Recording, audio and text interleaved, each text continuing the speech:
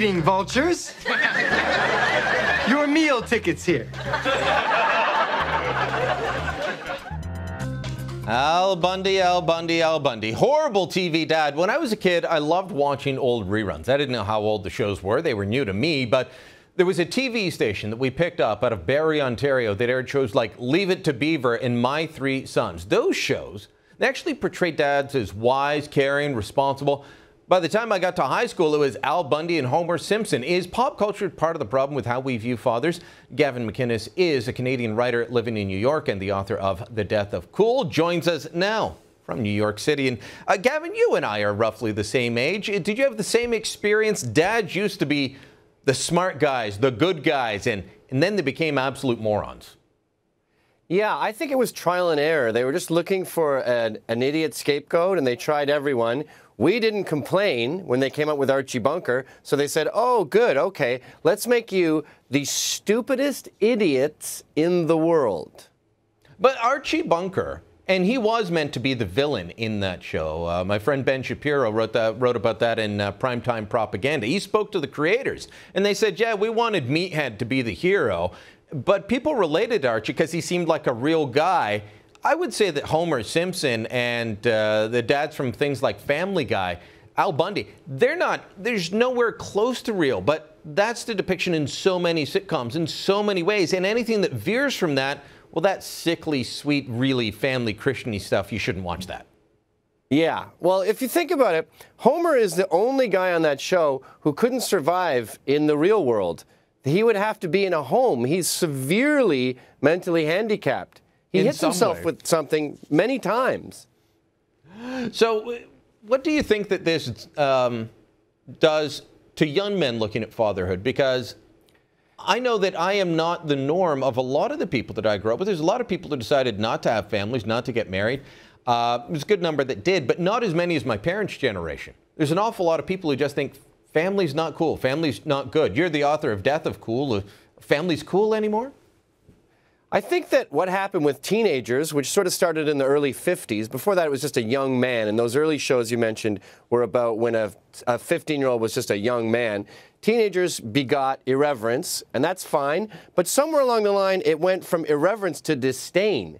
And now your dad is a stupid moron who doesn't know anything about the world.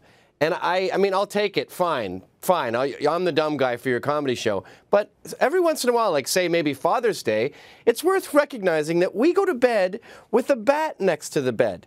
So while you're getting all cozy in your duvet, we are ready to fight a teenager to the death in our underwear. You wrote about that in an online piece in Tacky Mag a while ago. You've actually done that, gotten up in the middle of the night, gone looking for someone that you thought you heard someone breaking into your apartment. Many times. And it's not like you're saying, who's there? Like someone's at the door selling cookies. You have the bat and you're thinking, who's there? And you're thinking, am I going to go right for the brain? And then I'll try to break his back. And then I'll maybe break his legs until the cops come. I mean, your heart is pounding. But this is part of the job of fatherhood. And I was trying to describe fatherhood earlier in the show in the monologue. And, you know, it's everything from that to my daughter this morning coming to me and saying, Daddy, can you cut out this circle? I want to make a craft.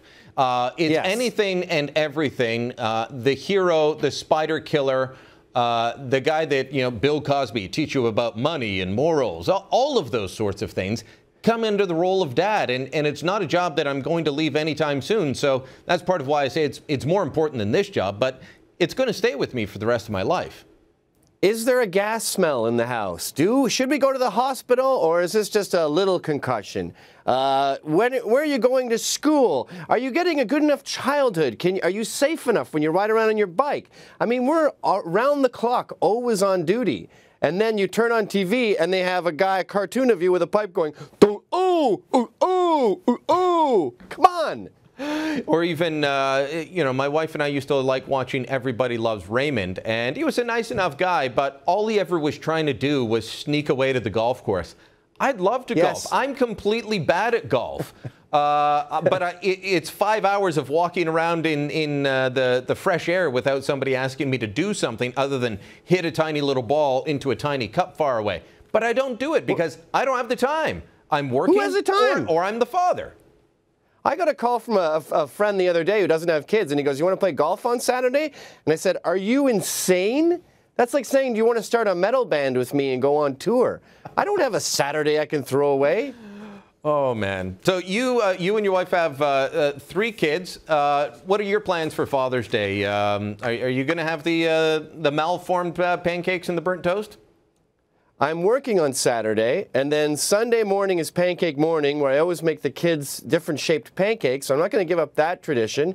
But I don't know, I like being a dad. So unlike Mother's Day, where their number one rule seems to be get these kids away from me, I'll probably hang out with the kids because I work all week and I only get to see them 2 days a week.